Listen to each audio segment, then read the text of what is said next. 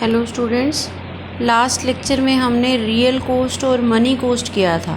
Cost concept वाला chapter कर रहे हैं हम, जिसमें कॉस्ट की जो टाइप्स हैं हमारी रियल कॉस्ट और मनी कॉस्ट, हम दो कॉस्ट ले चुके हैं। नेक्स्ट ले रहे हैं हम अपॉर्चुनिटी कॉस्ट। अपॉर्चुनिटी कॉस्ट को हिंदी में बोलते हैं अवसर लागत।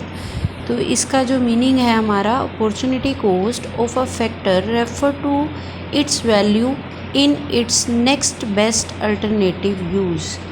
क्या होता है कि जो हमने जो ऑप्शन चूज़ की है, जिसके बदले में वो ऑप्शन ली है हमने, उसका जो नेक्स्ट बेस्ट अल्टरनेट है उसको हम बोलते हैं अपॉर्चुनिटी कॉस्ट। ठीक है, जैसे एग्जांपल ले रहे हैं कि एक पर्सन है, उसको अगर कहीं से जो जॉब मिल रही है, सपोज़ बैंक में जॉब मिल रही है, अगर वहाँ से उसको 10,000 मिल रहे हैं और स्कूल में जॉब से उसको 8,000 मिल रहे हैं, तो ओबियसली वो कौन सा जॉब चूज़ करेगा? बैंक वाला।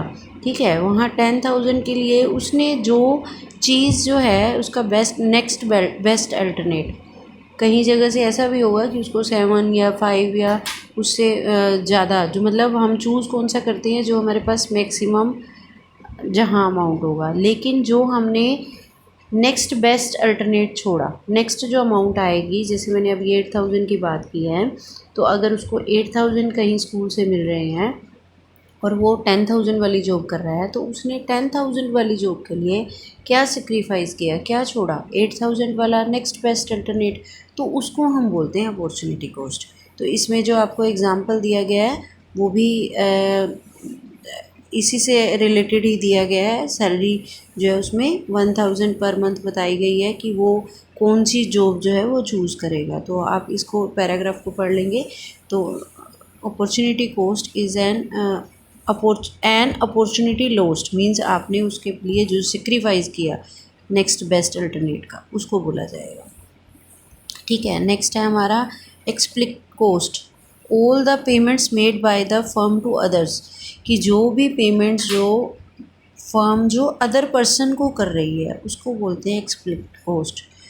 मीन्स बाहरी लागतें, हिंदी में बोलते हैं इसको बाहरी लागतें, कि हमें फ़र्म के लिए जो भी कुछ परचेज़ करना पड़ा है, जितनी भी तरह की एक्टिविटीज़ की हैं, जो हमने जिसके बदले में पेमेंट जो है दूसरे लोगों को हमने पेमेंट की है, तो इसमें पेमेंट वाला खर्चा ले रहे हैं। जैसे हमने रियल कॉस्ट और मनी कॉस्ट किया था ना, तो मनी कॉस्ट में क्या था, जो मनी से रिलेटेड कॉस्ट है हमने वही ली थी।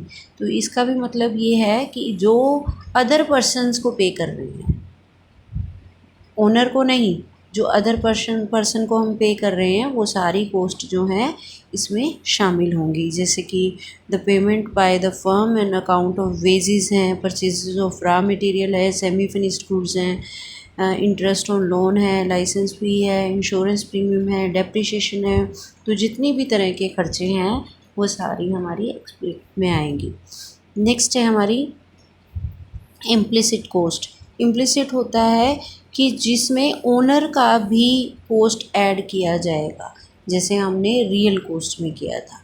रियल कॉस्ट में जो उसने अपना लेबर दी थी, अपना जो शारीरिक और मानसिक तौर पर उसने अपनी जो वहाँ पर परिश्रम किया था, उसको भी हमने ऐड किया था।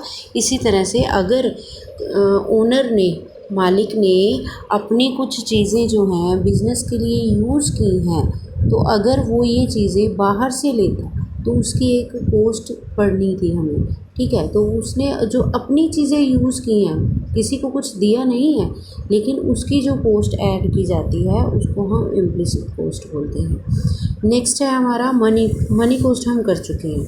ठीक है, तो यही 5 जो है हमारी कॉस्ट थी, यही हिंदी मीडियम में ले रहे हैं हम। से अवसर लागत। अवसर लागत क्या है? किसी वस्तु या सेवा की लागत से आशय उत्पादन के साधनों की कीमत से है, जिसका उस वस्तु और सेवा के उत्पादन के लिए प्रयोग किया जा रहा है। ठीक है, तो जब हम उत्पादन के किसी साधन का प्रयोग किसी एक वस्तु या सेवा के उत्पादन के लिए कर लेते हैं, तो वह साधन किसी दूसरी वस्तु या सेवा के लिए उपलब्ध नहीं हो पाता। अतः अवसर लागत दूसरे सर्वश्रेष्ठ विकल्प की लागत है कि हमने एक जगह उसको यूज़ ना करके जहाँ हमें वो बेस्ट लगा हमने उसको यूज़ किया, लेकिन जो उससे नेक्स्ट बेस्ट अल्टरनेट था वो हमने वहाँ छोड़ दिया, तो ये उसकी लागत है। सेकंड है हमारा स्पष्ट लागतें, जो मैंने आपको बोली थी, बाहरी लागतें या स्पष्ट लागतें। किसी वस्तु का उत्पादन करने के लिए एक फर्म को कई जो हैं इनपुट्स लगाने पड़ते हैं, फैक्टर लगाने पड़ते हैं, किराए पर लेने पड़ते हैं उसको।